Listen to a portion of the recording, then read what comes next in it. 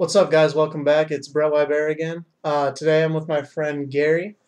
He's from the magic shop that I play at in Findlay, Ohio. And we're doing something a little different today. We're going to be doing a play test video for you guys. This is the first time we're going to be doing this, so give us feedback, give us comments, let us know what you think about the editing and everything. And I'll leave it up to Gary. He's going to tell you about what he's going to be playing and why. Okay, so I am playing Rug Run, which is a version of your typical Wolf Run deck, but the difference is it adds blue. Red is obviously for the Wolf Run and a little bit of board wipe removal. The blue is for a somewhat control aspect with Vapor Snags and Frost Titans, and then your typical green for acceleration and your Primeval Titans to make you get there. And I'm going to be playing Blue-White Delver. It's got a couple different changes than the normal Delver. It plays Porcelain Legionnaire. But besides that, that's all we got. So we'll get the video started for you guys. Let us know how it goes. Okay, so we're playtesting for an actual Star City Open coming up in 2 weeks. And we're playtesting for Standard, obviously, as we described in our deck lists. And basically just a couple of things. If you're first time going to a bigger event and you're not used to playing outside of F&M, you clearly don't know your opponent, so there's a little bit of etiquette with how you handle their deck and presenting your deck for a cut. And as far as one more thing, keeping life totals, it is a good idea to keep your life total on a pad, which you will usually be able to get at the event. If there is a question of life totals and there's a discrepancy, the judges are going to take the word of whoever has the best record. So obviously a pen and paper is a better record than a dice that could roll all over the place, so we will use pens and papers if we were really playing. We've already shuffled. We'll present the cut. You can do a couple of things. You can just cut their deck like a normal. You're also allowed to actually shuffle their deck without revealing their cards. Don't flip their cards over. Don't get them all mixed up. Put it back to them the way they handed it to you. And most importantly, while you're shuffling their deck, look away. Yeah, looking at their deck could result in them calling a judge. Even if you didn't see anything, they'll try to say that you did. Some people are like that. So just remember, you don't know these people, and they really want to beat you. They're not your friend. So then, after we've offered our cuts, we'll high roll for see who plays first. Skull 10. Alright, I'll play first.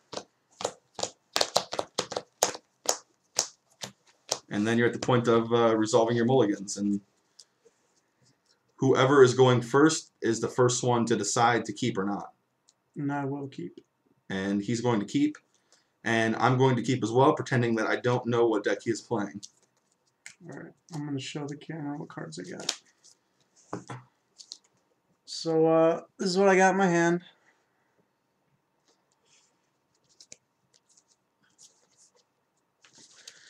And then here is my opening 7.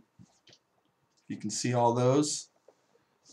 We've got the basics. We need a few lands, little accelerators, and some finishing stuff over here without giving too much of it away. And I'll start off. Slay my first land, and I will ponder. Now, since I know he's playing Delver, I'm really happy that he didn't play a turn 1 Delver. Now I'm going to shuffle.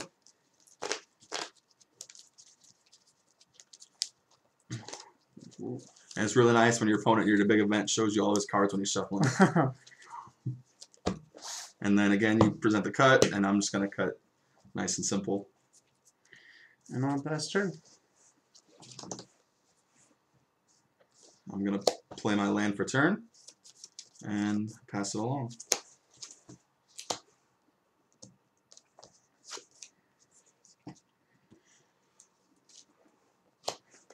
Play my second land, and I'm going to cast a Gitaxian Probe. So now everybody gets to see the hand, and he's going to see an Ink Moth, a Sulphur Falls, 2 Sphere of the Suns, a Primeval Titan, a Frost Titan, and a Beast Within. So he's going to be semi-happy, semi-not happy. Yeah, that's about right. And we'll go ahead. So I'm super stoked. Turn 1, turn 2, he did not cast the Delver. And he does not have 2 mana open for a mana leak, so the wall is down. So I will get to my green mana that I desperately need, but he now knows that I didn't have. And I'll pass the turn. And I'll pay 3 for a Geist. Which is really awkward for me, I'm not going to lie. And I'll pass turn back. So we need to rip a Slagstorm off the top here. That'd be pretty good. That is not what we ripped off the top. So we're going to pretend to not be super upset.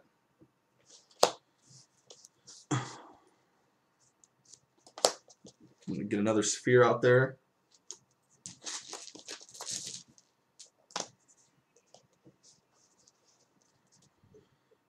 And then I'm going to sit here awkwardly and wait to take 6 damage from that Geist.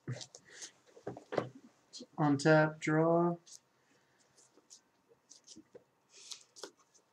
Another thing with like cards like Sphere of the Suns and cards that produce tokens, it's a good idea when you're going to a big event to have your own tokens and your own dice and everything already ready. So I will swing for 6. So I'm going to take 6 damage because I can't stop that from happening right now.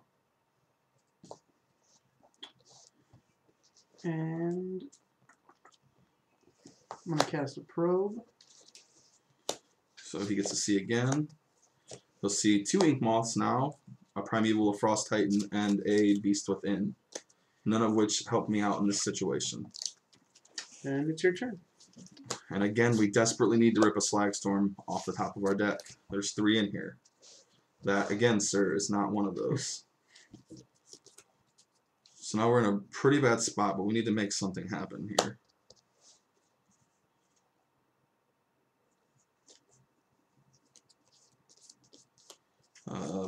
Pass the turn.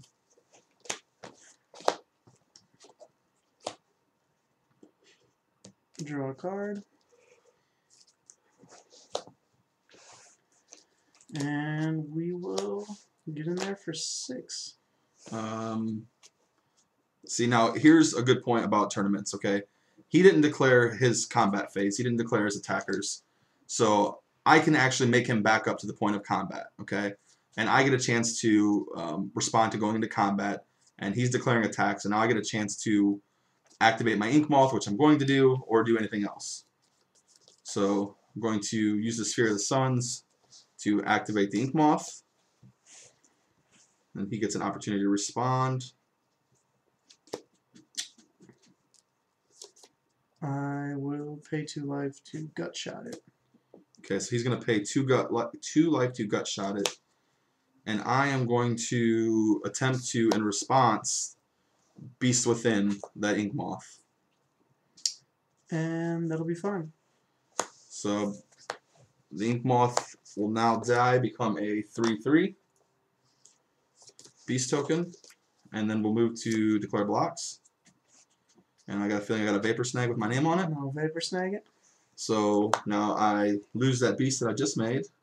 And for all that trouble, I get to lose a life. And then still take the 6 damage I was looking at. So I'm definitely in the red zone at 7. And it's your turn. And that angel token is gone. So for the 4th consecutive turn, I drew a land, which is not good. I'm going to assume my opponent has a mana leak.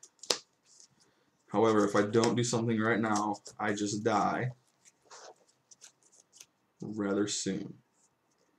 So I'm going to run a Primeval Titan into a mana leak so I can look silly. Primeval Titan? Which I do indeed have. Mana leak. So I'm in really bad shape, which is expected against this deck. Game 1, pass the turn.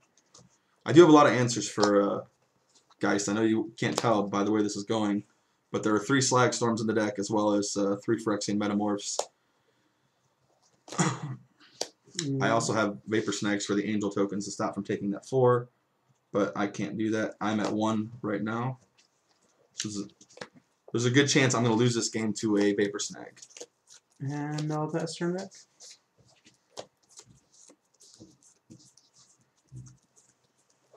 And that pretty much sealed my fate. We'll go ahead and go to game 2. I could attempt to cast a Primeval and see if he had a mana leak, but next combat phase I'll die to the Angel token anyhow because I won't have the ability to wake up my Ink Moth to block. So, and assuming he probably had a Counterspell or a Vapor Snag in his hand. And as you see, that's why a lot of people play Delver. Geist is a great card. You can ride on the back of it. And that's really the point of Delver. You get an early drop down, and then you play counters and try and stop him from doing anything else. Alright, so we've pretty much got done with sideboarding. I'm going to be adding 2 Phantasmal images. I'm doing this in assumption that he's going to be bringing in Thrun the Last Troll, but even if he doesn't, it's not going to be bad against his Titans. And I'm going to be taking out, oh, I'm sorry. I'm also putting in a Dissipate. You're going to need another hard counter for the end game fatties that we don't want to happen. I'm going to be taking out the Legionnaires. They're not horrible in the matchup, but at the same time, they're not all that good, especially once he gets to the late game, which he can hit on turn 4. These are really the last things we're going to want to be doing. So. And I'm going to be adding in 3 Autumn's Veils. Autumn's Veils help me with playing around Mana Leak instead of having to wait until I have 3 mana available after my Titan to cast it and let it resolve. I can do that after I have 1 additional mana. I'm bringing in 1 more Slag Storm. Obviously, a lot of his guys are hexproof, and the easiest way for me to kill them is with the Slag Storm in hopes that he does not equip his sword to him. And speaking of the sword, I'm bringing in only 1 Ancient Grudge. I do have Ponders to look for him, but I'm hoping that with the Slag Storms and the addition of a Ratchet Bomb, I'll be able to just clear his board enough to get there. It may be somewhat of a loose sideboard, but this is probably what I would do in most of these situations. Maybe a little extra artifact removal, but for this game and for playtesting purposes, this is what I'm going to attempt. What I took out was a Mere Battlesphere. It's a 1-of that I have in the deck right now as a playtesting just to see its potential. It's actually good protection against Vapor Snag, but it's just a little bit slower than I'd like it to be. And I'm bringing this a little bit earlier, faster stuff. I'm taking out 2 Beasts Withins and 3 Vapor Snags because most of the stuff I can't target anyhow. So, and if I make a beast with my own stuff, he just Vapor Snags it as you've seen in the first game. So those are what I'm taking out.